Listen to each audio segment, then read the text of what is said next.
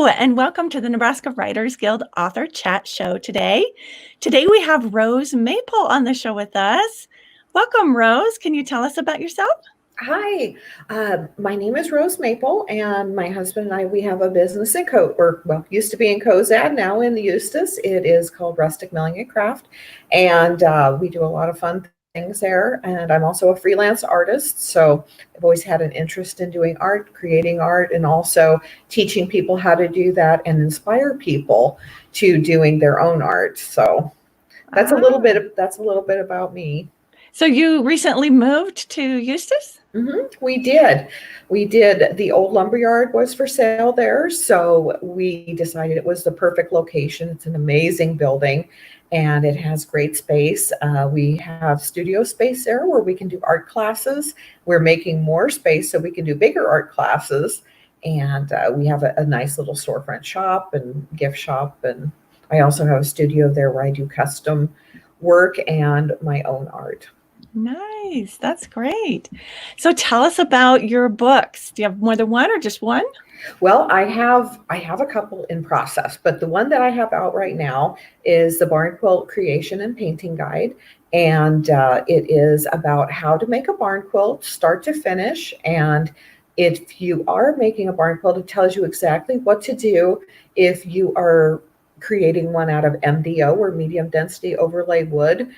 There's an important process that needs to be done there, and there are certain steps that need to be done to protect the wood on the edges, and that's something that a lot of people don't do, and we're seeing barn quilts fail because of that. So it was really important to me to put this book out because many of the barn quilts that are painted are on a trail, and if they're on a trail, there's accountability where you need to have your barn quilt out for as long as possible because people are coming around to look at it. Okay, so explain what a barn quilt trail is. Okay, so a barn quilt trail is an organized group of barn quilts that the group that puts the trail together, they want to lure people into the area for tourism reasons and to show what they have to offer.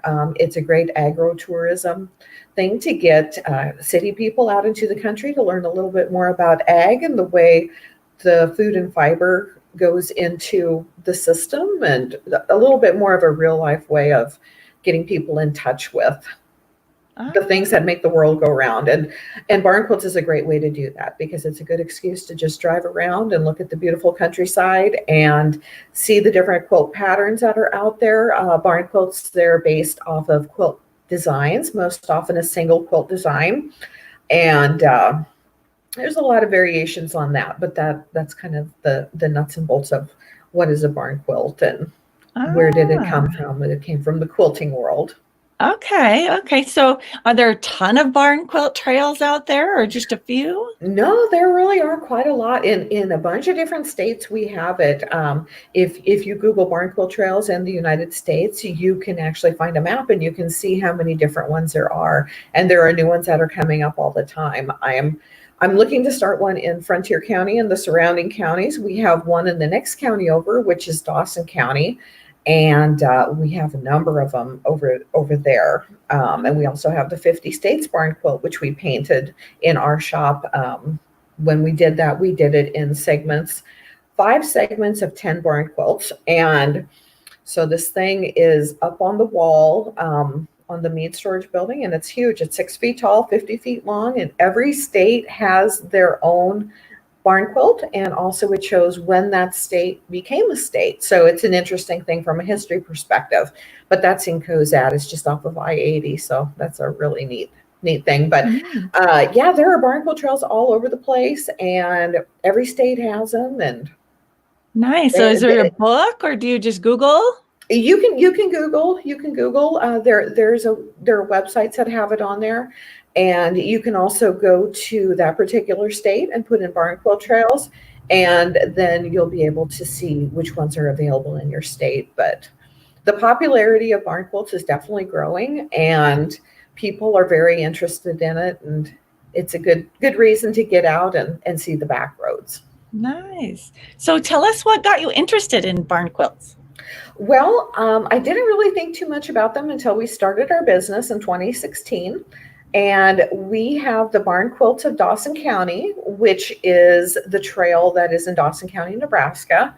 And we were, of course, in Cozad, which is in Dawson County. So I thought, I'm just going to go ahead and paint one barn quilt. We'll get it on the trail and people will stop by and find our shop and learn a little bit more about us. And it's a good economic way to get people to us without spending a lot in advertising dollars. So as a new business, I thought it was a great thing to do.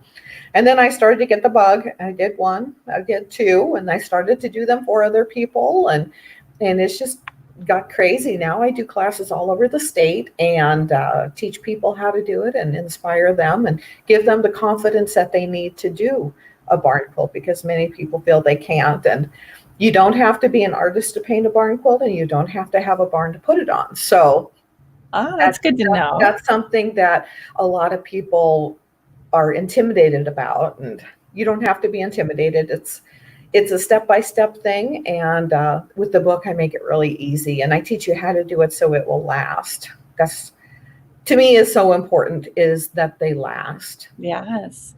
So tell us about what is a barn quilt, because it's not quilting like with fabric, it's paint, right? It is, yes. And is what you do is you want to do your barn quilt on MDO, which, like I said, is the outdoor wood sign material. Is what it is it is a resin coated plied wood, and it is specifically for outdoor use.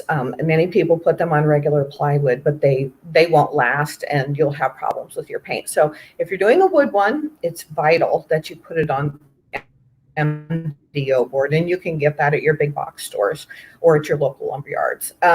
Or the other option is a composite, and that's what all my classes are, is they are made with a composite, and there's no wood in that, and that's an outdoor sign material, and that has been huge with popularity. Everybody loves it. It's a little bit lighter, and it's a great material. We have our own process for getting it prepared. And it works out really good. You use only outdoor materials because it is going to live outside. And a barn quilt is one block. Sometimes they are made to look like an actual quilt, a replica of a quilt, but yes, it is painted and prepared so it will last outdoors. Nice. So what really inspired you to write your book, and why is it so important to tell people about barn quilts? Well, I thought that it was important to do the book because I saw so much misinformation out there online about how to do barn quilts, and I've got history with doing wood projects outside, and my husband, he comes at it from more of a construction end of things, where he also knows about what has happened when you use certain types of materials outdoors, and you run into problems. So we put our minds together, me from the art end of things and then him from the construction end of things. And we came up with a process where you seal the edges. And then also my process is a little more intensive as far as how much paint you put down. And there's a little bit more involved with the pigment and that type of thing. Some people, they put a clear coat on, and I believe more in the pigment, putting more pigment down. So your colors will last and they won't fade out, especially when you look at your reds and your oranges and your yellows. Those tend to fall victim most often to the UV light and the weather. So it was important for me that when people were doing the class and doing their own barn quilts, just whatever, if they were buying supplies from us, that they did it right. Because people put their heart and soul into it. It takes a long time to do, and you just want to have the very best result possible. And I feel my book, it gives people a good direction on how to do that, so they can look up and be happy about it, and they won't worry a couple years down the road that they're starting to fail.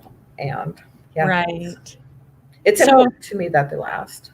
So there is a right way and a wrong way to do a barn quilt, and mostly it's in the materials you use? Yeah. Well, if you're going to have your project indoors, you could do it anyway. It really doesn't matter. If it's going to live indoors, you don't have to worry about the elements. But whenever you do have to worry about the elements, you need to make sure that you use the right materials, that you use outdoor materials, and you use a board that is sealed on the edges if you use the wood option. And otherwise, you're going to eventually have a failure on that a little bit sooner than than later, and we want them to last as long as possible. And it's important to use outdoor paint too. If you use a craft paint or something like that, the color will alter. When we very first started out the business, I did our sign, and I painted a Pennsylvania Dutch version of my husband and I in the Pennsylvania Dutch style. And I used just a regular craft paint. I wasn't, aware of all these things that I now know and that we've learned as we went down this road. But I painted just the regular fleshy type color for our coloring. And a couple years later, I noticed we kind of went to a ghoulish green. So, you have different type of things happen when the UV comes in there and plays a part. And I've seen a number of them that fade where the reds fade out. So yeah, there's definitely some things to think about when you're doing it. And there are things that will make your life easier when doing it as far as from a process standpoint and make it more accurate too. Yes. So you started doing barn quilts, did you say 2016? 2016 is when we started our business, and that's when we started to do barn quilts. We started out doing the MDO ones, and that's pretty much what everybody in the area used. And then we brought in the composite material, and everybody just loves that. So there's different ways to do it. And even if you do the composite and you just buy that from us, there are a ton of tips and hints in getting the design, such as the mariner's compass, getting the grid patterns, putting something of a more freelance nature, something with font, stencils. We really do a deep dive into any situation that you might encounter when you are making a barn quilt. And we try to give inspiration for that. And then I also talk about the process on how to get a really great texture. That's something that a lot of people in my classes say, I never even thought about the texture of a barn quilt. But when I do my classes, I do a technique where it looks almost like a linen, where you make your brush strokes one way, you make your brush strokes the other way. And it just looks so nice and clean and finished. So that way, if it's one that's going to hang on the garage and you're going to be right face level up to it, it will look just as nice, and it won't have that kind of weird, odd brushstroke looking thing. So there are a lot of little things that you just pick up as you go down the road. And when I was writing the book, is what I would do is I would be working away. And I actually started this when I was working on the 50 States barn quilt, because I noticed my process was changing and evolving as I worked with these different things. And I learned different things from a stencil standpoint. My husband, he learned a lot on the design end of things. He's the one that takes the design and puts it down onto the board. So he's the guy that does that. And, together we put a lot of thought into it. And anytime I would think of anything, I'd write it down on a little slip of paper and then consolidate all those, come back to my computer and type it up and get it into a format where we could get it into a book. And I have a hardcover book, which we sell on our website at www.rusticmillingandcraft.com. And you can also come to our shop in Eustis and get it there. And I have the hardcover broke into 3 ebooks as well. So you can go to Amazon on KDP and you can get a ebook of each part of the segment. One of my ebooks is on how to do the preparation of the wood for the MDO ones, and that's really important. I also have a lot of other tidbits in there too. In the second ebook, I talk about the designs. How do you get the designs from what you are thinking of putting on your board to how to get that to actually happen easily without a lot of stress and pain. And then the third one is how to paint it. And I talk about the different technique. And in all of the ebooks, I cover a materials list so you can learn and use the right materials that will make your project the most successful. I also have some great interviews too in the book. I did an interview with Donna Sucrose. She is the lady who came up with this whole concept. And she basically opened it up for all of us. And they started the first trail and they noticed cars were coming and people were coming to look at this. So they thought, heck, we really have a good idea here. So they would talk up to the next county over, and the next county over, they would try it. And the process really evolved from there. Oh, And the interview with Donna is in there, and it's interesting to hear how it started. And then I also interviewed Susie Perrin. She is a author who goes around and talks about barn quilts and barn quilt trails. And she travels all over and tells some great stories. So I have an interview with her. And then I also went back to the quilting end of things, the fiber end of things. And I talked to Carolyn Ducey at the International Quilt Museum in Lincoln, and I did an interview with her and talked about the history of quilting and the fabrics and the dyes. And I'm just fascinated with that period. And I thought it was a neat little tie back into what started quilting, and which evolved later into what we do now is our painted art of making barn quilts. oh, so how old are barn quilts? Well, in the early 2000s, Donna Sue Groves, she started the one in Adams County, Ohio, and it's still there, and it's still a very, very popular trail out there. And that's when it started, and it just traveled from there. She went to Iowa to talk to them about barn quilts to help bring tourism, and she traveled to different areas, so it jumped a little bit. But I have, they're all over the place. They really are. In the United States, they're popular. I had a lady from Canada give me a call the other day and say she wanted to do it. And so, it's up in Canada, and when Wow, they asked them to be a worldwide thing, which I think that is the least. surprises me. Yeah, It yeah. seems like it was an older thing, but it's Mm. really a very recent thing. Well, they're the German hex symbols, which are totally different. They're completely different. That's a Amish Pennsylvania Dutch type thing. But yeah, this is based basically in the quilting world, with not doing it for a symbolic reason. So it's a little bit different. Oh, nice. A little bit different, but kind of the same. But yeah, the barn quilts are their own thing.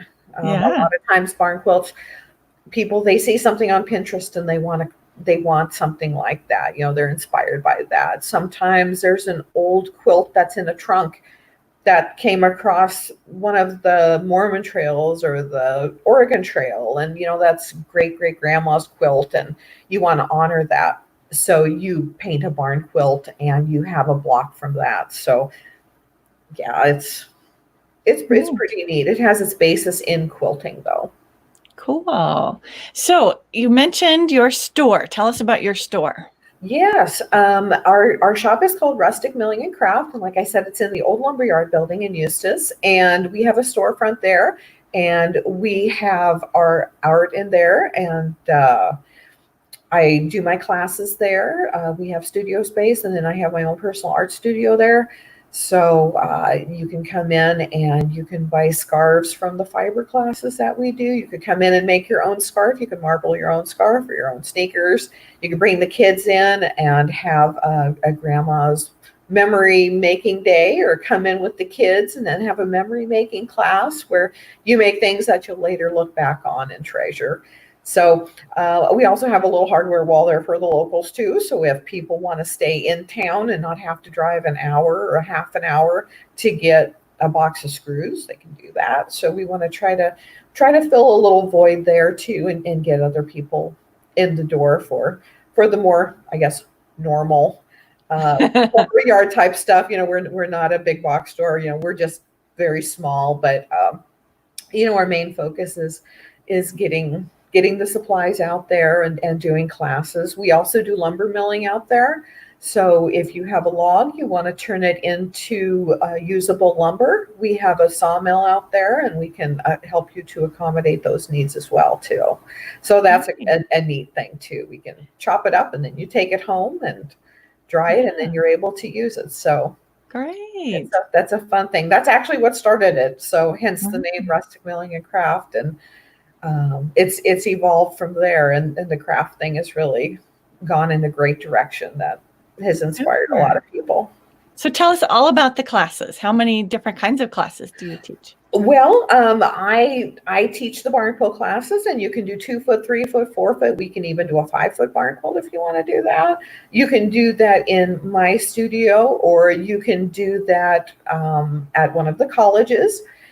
We also do what is called a friends and family workshop, where if you have a group of people 8 to 10 people at least that are interested in doing barn quilts, get a hold of me and we can set up a class and we can hold it wherever. We can do it in a church basement. We can do it in a metal building. It doesn't really matter. It doesn't have to be fancy, but we can do the workshop there.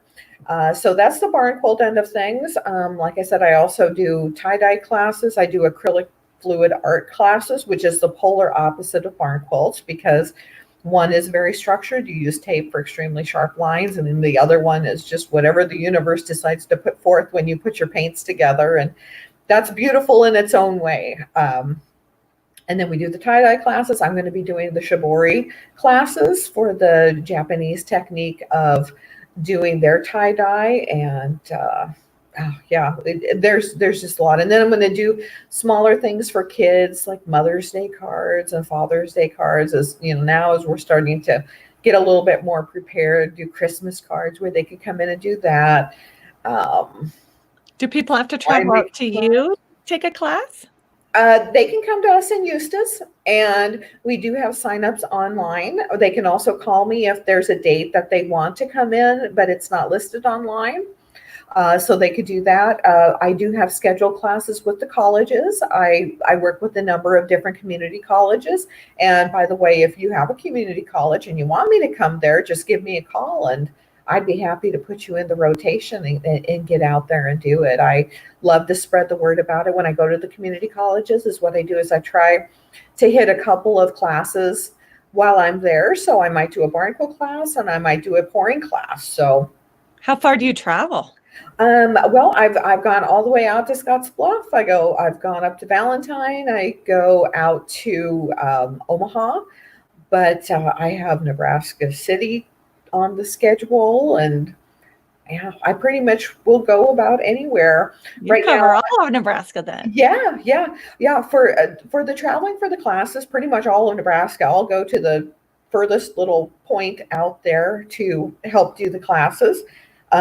As far as going outside, I'm looking into that. I might do that where I do the surrounding states, but for now I'm doing just Nebraska. But with the website, you can order from anywhere, and we could accommodate you there. So if you can't make a class, if you're in Tennessee and you want to learn how to do it with these different techniques I talk about, you can order a book and just follow through, and then you can figure it out from there. But it's always nice to do a class because then you get to see what everybody else is doing and you get to be inspired, and there's just something about the camaraderie of doing it as a group and all the chatter, and it's a great environment. Everybody loves it. I've had people do it 6 times. It's just crazy how they are so inspired by the different people that are in the classes and the different designs that they can do, and it's limitless, the color possibilities and the design possibilities. So do you make barn quilts for other people then? Mm-hmm. I do. I do barn quilts for other people. That is something that I love to do. We can also make personalized ones where we can put initials in there. I've done them where I have put different images in there, different graphics in there. I've done it where I put logos in there. I do a more freestyle one where I actually put art in there.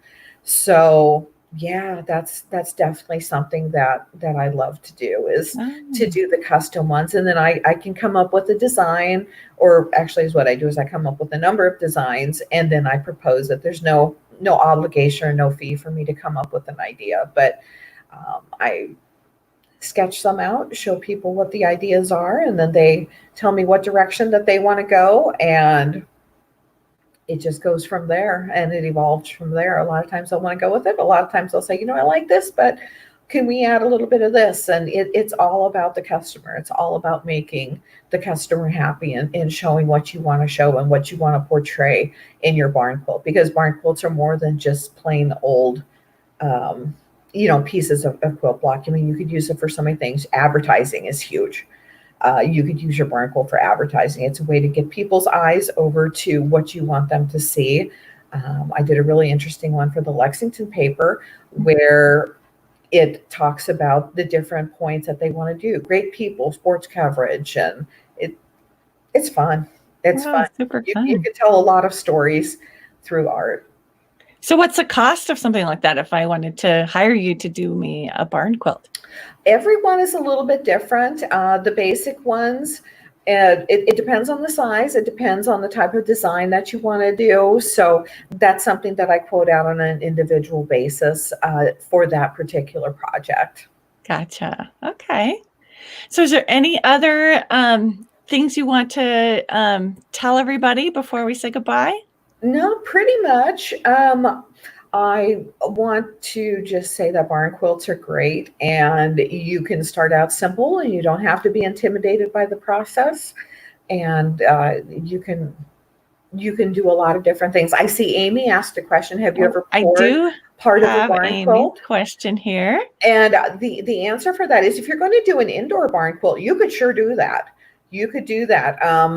I would recommend probably making a dam of some sort with tape and figuring something like that out, or maybe putting some kind of a removable caulking on there where you could later pull it out. I haven't done that, but that'd be a cool idea. I've actually thought of that, but I haven't gone that far. But yeah, you could definitely do something like that for an indoor. For an outdoor, no, don't do it for an outdoor. But if it's going to be indoor, definitely go for it because it Ah, would be a really fun idea. Did I answer your question, Amy, or do you have anything else?